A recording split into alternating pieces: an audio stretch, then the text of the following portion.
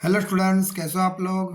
आज अपने स्टार्ट करने वाले स्टैंडर्ड 9 का विकास का जो सेकंड टेस्ट का असाइनमेंट है, जिसमें अपने बात करने वाले गुजराती सब्जेक्ट में सेक्शन ए के लॉन्ग आंसर्स की। इसके पहले ऑलरेडी मैंने गुजराती सेक्शन ए का शॉर्ट आंसर अपलोड करके यूट्यूब पर रख दिया है। जो आपने नहीं देखा हो तो उसकी लिंक आपको नीचे डिस्क्रिप्शन में मिल जाएगी। स्टार्ट करेंगे वीडियो को। Read question number first, chapter number 13, Karunashankar માસ્તરનું પાત્ર લેખન કરો. તો કરુણાશંકર ખેડા જિલ્લાના ગંભીરા ગામની પ્રાથમિક શાળાના આદર્શ શિક્ષક હતા. શાળાના વિદ્યાર્થીઓ સારું ભણે તેની સાથે તેઓ સંસ્કારી બને તેનું તે વિશેષ ધ્યાન રાખતા. તેમનો શાળાએ જવાનો સમય નિશ્ચિત હતો, પરંતુ શાળાએથી આવવાનો સમય નિશ્ચિત ન હતો. તેમના રામાયણ મહાભારતના પાત્રો શાળામાં મહાલતા હોય. તેમની શાળાનું બાળક અસત્ય ન બોલે, અપશબ્દો ન બોલે. એકવાર ગામમાં ભવાઈ આવ્યા. લોકરંજનના નામે દ્વિઅર્થી વાણીનો પ્રવાહ વયો. કરુણાશંકર માસ્તરને તેનાથી બાળકોમાં કુસંસ્કાર પડે તેની ચિંતા થવા લાગી. તેમણે ભવાઈના નાયકને પોતાનો માસિક પગાર 12 રૂપિયા આપીને બીજા દિવસનો ખેલ બંધ રખાવ્યો. આમ કરુણાશંકર માસ્તર બાળકનું જીવન ઘડતર કરનારા સાચા શિક્ષક હતા. Next, chapter number 15, read the question. અયપ્પાના જીવનની ચડતી પડતી વર્ણવો. તો અયપ્પાનો જન્મ એક ગરીબ પરિવારમાં થયો હતો. તે 5 વર્ષના થયા ત્યારે તેમના પિતાનું ઝેરી સાપ કરડવાથી અવસાન થયું હતું. તે હોશિયાર હતા. અયપ્પા 12 વર્ષની ઉંમરે મુંબઈ ગયા અને હોટલમાં કબ રકાબી વીંછળવાની નોકરી કરવા લાગ્યા. પછી ચાયપાઉ તરીકે આજુબાજુની ઓફિસોમાં કિટલી ફેરવવા લાગ્યા. બક્ષિસ અને પગારની રકમ ભેગી કરીને રાત્રે મોંઘા વીરાની રાત્રિ શાળામાં ભણવાનું ચાલુ રાખ્યું. ત્યાંથી સારા ટકા મેળવી મેટ્રિક પાસ થયા. હોટલના માલિકે એમને ક્લાર્ક તરીકે રાખ્યા. એમની રાતની કોલેજમાં નામ લખાવ્યું. કોલેજ પતાવીને મુંબઈમાં હોટલ ચાલુ કરી. 12 વર્ષ એક જ હોટલમાં કામ કરીને બધો હુનર શીખી લીધો. પછી તો તે અનેક હોટલોના માલિક બન્યા. આ માતાના કહેવાથી દીકરાને બધું સોંપીને 55 વર્ષની ઉંમરે તેઓ વતનમાં પાછા આવીને અનેક શાળાઓ બંધાવી. ઓકે, નેક્સ્ટ, કુતમ્માનું પાત્ર લેખન કરો. તો કુતમ્મા બહુ ગરીબ હતા. નાનપણથી જ એ મજૂરી એ જ હતા. તેમના લગ્ન પણ નાની ઉંમરે જ થયા અને દીકરો તેમની નાની ઉંમરે જ જન્મ્યો. દીકરાને સારું ભણતર આપવા તેમણે કુટુંબ નિયોજન અપનાવ્યું. દીકરો 5 વર્ષનો થયો ત્યારે કુતમ્માના પતિ ઝેરી સાપ કરડવાથી અવસાન પામ્યા. તેમણે તેમના પતિને વચન આપ્યું કે એક ભવમાં 2 ભવ નહીં કરું. ગગાને ભણાવીશ અને પગભર થાય એવો તૈયાર કરીશ. આમાં એમની હિંમત અને દ્રઢ મનોબળના દર્શન થાય છે.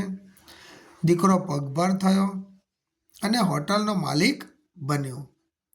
આમ કુતમ્માએ દીકરાને કહ્યું, મારું અંતર આત્મા સાથ કર્યા કરે છે કે તારે ગામ પાછી આવી જા. તારા માણસો માટે કંઈક કર, તો જ આ જન્મનારો લેખે લાગે. માની વાત દીકરાને ગળે ઉતરી ગઈ. તે વતનમાં પાછા આવ્યા અને અનેક નિશાળો બંધાવી. દીકરાએ કુતમ્માને ઘરેણાં ઘડાવવા કહ્યું ત્યારે તેમણે દીકરાને કહ્યું કે બેટા 100 ટચનું સોનું ઘરેણું એ તો એક જ છે, ભણતર. આમ કુતમ્મા ભણેલા ન હતા પણ ગણેલા હતા. તે એક આદર્શ ગૃહિણી તેમજ આદર્શ માતા હતા. નેક્સ્ટ, ચેપ્ટર નંબર 17, પરદેશના લોકોનો ગાંધીજી પ્રત્યેનો પ્રેમ તમારા શબ્દોમાં લખો. તો ગાંધીજીએ સત્ય અને અહિંસાનો માર્ગ અપનાવી દેશને આઝાદ કર્યો. ગાંધીજી વિશ્વ માનવ હતા. તેમના આદર્શ વિચારો અને તે પ્રમાણેના આચારોને કારણે તે વિશ્વમાં લોકપ્રિય છે. એટનબરી દ્વારા તૈયાર થયેલી હિન્દી અંગ્રેજી ફિલ્મ ભાગ્યે જ કોઈએ જોઈ નહીં હોય. તેમના વિચારોની કેવી અસર થાય છે તે પાઠમાં લેખકને થયેલા અનુભવોમાં વર્ણવવામાં પ્રદર્શિત થાય છે. લેખક અશ્વિન મહેતા ગાંધી ફિલ્મના હીરો બેન કિંગસલ જેવા દેખાય છે. એટલે પરદેશમાં એ જ્યાં જાય છે ત્યાં તેમનું સન્માન થાય છે. આ પ્રસંગોમાં જુદા જુદા દેશના લોકોનો ગાંધી પ્રેમ જોવા મળે છે. Okay, next question. લેખકને ન્યૂયોર્કની પંચતારક હોટલમાં થયેલો અનુભવ વર્ણવો. तो इसका आंसर क्या आएगा? लेखक અને એક પ્રકાશક બાઈ સિન્થિયાની ન્યૂયોર્કની મોટી પંચતારક હોટલમાં લંચ મીટિંગ કરી હતી. મીટિંગ 2.5 કલાક ચાલી. બિલ ચૂકવીને સિન્થિયાને ઉતાવળે હોવાથી તે નીકળી ગયા. તરત જ લેખકની આસપાસ પીરસણીયાઓની મેળો જામી ગયો. લેખકે એક અશ્વેત પીરસણીયાને બોલાવીને પૂછ્યું ત્યારે તેણે કહ્યું, તમે ગાંધી જેવા લાગો છો ને એટલે તમને જોવા તમારી સેવા કરવા બધા ભેગા થયા છે. એકે તેમના હસ્તાક્ષર માંગ્યા. લેખક કહ્યું, બાય ગોડ, હું ગાંધી પણ નથી ના બેન કિંગસલ પણ નથી, છતાં તેને અશ્વિન મહેતા ચિતરી આપવામાં મને વાંધો નથી. એટલે અશ્વિન મહેતા લખી આપવામાં મને વાંધો નથી. Next chapter number 19. જુદા જુદા પક્ષીઓની વિશેષતા તમારા શબ્દોમાં લખો. તો इसका आंसर क्या आएगा? આપણી આસપાસ જાત જાતના પક્ષીઓ જોવા મળે છે. ચકલીઓ અને કાબરોનો કલબલાટ આપણને વહેલી સવારે જગાડે છે. પારેવા ઘૂ ઘૂ કરી મૂકે છે. વૃક્ષની કુંજમાં કોયલ પોતાના મધુર સ્વરથી આપણને પ્રફુલ્લિત કરે છે. ચબૂતરે જાત જાતના પક્ષીઓ આવીને સંપથી દાણા ચણે છે. વરસાદના આગમન સાથે મોરના ટહુકા સંભળાય છે અને તેને કળા કરી નાચતો જોવાનો આનંદ મળે છે. કાગડા તેમના કાગારોળ માટે જાણીતા છે. ટીટોડીઓ તેમના વક્તી સૂર માટે જાણીતી છે. તેતર જરાક અવાજ થાય એટલે ફરૂક કરતા ઉડી જાય. ઓકે, નેક્સ્ટ છે વનલાવરી અને તેના પીછા પરના ટપકા માટે જાણીતા છે. સારસ બેલડી તેમના એકબીજા પ્રત્યેનો પ્રેમ માટે જાણીતી છે. ગીત સાંભળીને ઊંચે આકાશમાં સ્થિર ગતિએ ઉડતા જોવાની મજા છે. ઘુવડને તેમના ડરામણા ચહેરા અને અવાજ માટે જાણીતું છે. બુલબુલ પણ તેના મધુર કંઠ માટે જાણીતું છે. આમ દરેક પક્ષીની પોતાની આગવી વિશેષતા છે. सेकंड बात करेंगे फर्स्ट टर्म सिलेबस में से आया था चैप्टर्स. મોહને પિતાની ખાનદાનીનો વારસો જાળવ્યો હતો. આ વિધાન સમજાવો. મોહનના પિતા રામશંકર હતા. તેમની જમીન છેલ્લા 10 વર્ષથી મગન ખેડતો હતો.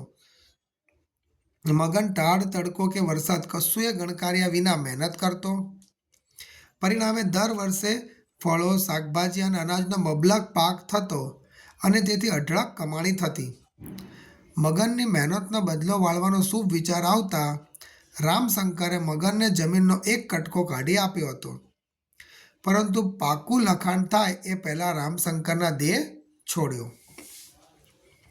સ્વજનોએ મોહનને જમીન પાછી મેળવી લેવા ચડાવ્યો.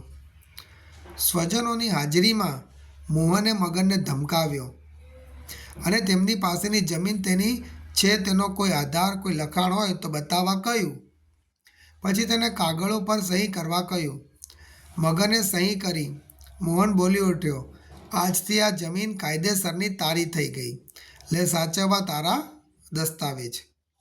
સ્તબ્ધ સ્વજનોએ પ્રશ્નસૂચક નજર માંડી એને એટલે મોહને મગનને ખભે હાથ રાખી કહ્યું, હું રામશંકરનો દીકરો છું.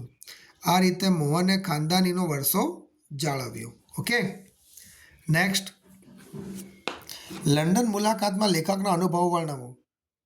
तो आप ये वही चैप्टर लंडन मुलाकात दरમિયાન લેખકને ગુજરાતી ભાષા અને સંસ્કૃતિના કેટલાક કડવા અનુભવો થયા. લેખક એક ગુજરાતી મિત્ર સાથે ગુજરાતીમાં વાત કરતા હતા. ત્યારે દીકરાએ તેમના બાપને કહ્યું, ફાધરની સાથે શું કામ ગુજરાતીમાં બોલો છો? એમને અંગ્રેજી આવડે છે.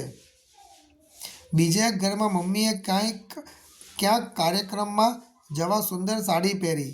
દીકરાએ મમ્મીને કહ્યું, મમ્મી સાડી ન પહેરે તો જ ચાલે, ન પહેરે તો ન ચાલે. તું સાડી પહેરે મને બિલકુલ ગમતું નથી. જરા ડ્રેસ બદલી આવો ને. ત્રીજા એક ઘરમાં બહેનોનું મિલન હતું. એની શરૂઆત પ્રાર્થનાથી કરવાની હતી. લેખકે અસત્ય માયાથી પ્રાર્થના બોલવા કહ્યું, પણ ઉપનિષદની એ વિશ્વવિખ્યાત પ્રાર્થના કોઈને મોઢે ન હતી. નેક્સ્ટ, પરોપકારી મનુષ્યોની સલાહના પરિણામ વિશે લખો. તો સમાજમાં ઘણા પરોપકારી મનુષ્યો હોય છે. તેઓને કોઈનો પણ વણ માંગી સલાહ આપવાની આદત હોય છે. એમની આ આદતથી સલાહ લેનાર વ્યક્તિને ફાયદો થવાને બદલે ઘણીવાર મોટું નુકસાન પણ થતું હોય છે. કારણ કે સલાહ આપનારને જે તે વિષયનું સંપૂર્ણ જ્ઞાન હોતું નથી. લેખકે આંજણી મટાડવા લોકોને વણ માંગેલા ઉપાય અજમાવ્યા. પરિણામે તેમનું દર્દ વધી ગયું. છેવટે નસ્તર મુકાવવું પડ્યું. અને આમ વણ માંગી સલાહ સ્વીકારવાને બદલે આપણને જે તે વિષયના નિષ્ણાતની સલાહ લેવી જરૂરી છે. ઓકે, નેક્સ્ટ, અનિરુદ્ધનું પાત્ર લેખન કરો. અનિરુદ્ધ ડૉક્ટર પિયુષનો મિત્ર છે. ડૉક્ટર પિયુષ બેકાર છે તે અનિરુદ્ધ સારી રીતે જાણે છે. તેથી ડૉક્ટર પિયુષ બડાસ આંકે છે ત્યારે તે તેને રોકડું પરખાવે છે. ડૉક્ટર પિયુષ જ્યારે તેને સભ્યતા શીખવાની વાત કરે છે ત્યારે તે કહે છે કે આપ કશા જ કામ વિનાના અહીં બેઠા હતા. એવી નક્કર વસ્તુથી મને વાકેફ કરવાની સભ્યતા આપે શીખી લેવી. પછી તે ડૉક્ટર પિયુષને મજાકમાં સભ્યતાથી બોલાવે છે. અનિરુદ્ધ ડૉક્ટર પિયુષને કહે છે કે નીલુ નામની છોકરીના પિતા તેને જોવા પારખવા આવવાના છે. ત્યારે ડૉક્ટર પિયુષ ખુશ થઈ જાય છે અને તેમના વિશેની બધી જ માહિતી વિનંતી કરીને મેળવી લે છે. આમ અનિરુદ્ધ તેમને વ્યંગમાં ઘણું બધું સંભળાવે છે. જેમ કે અહીંના જેવી શાંતિ ક્યાં મળવાની છે, જમાઈ બદલાય, કોઈ सासरो ओछो बदलवानो છે. ओके, सो दैट्स यहाँ पे अपना सेक्शन 1 के लॉन्ग आंसर खत्म होते हैं, फिनिश होते हैं. वीडियो पसंद है वीडियो को लाइक और चैनल को सब्सक्राइब करना मत भूलना.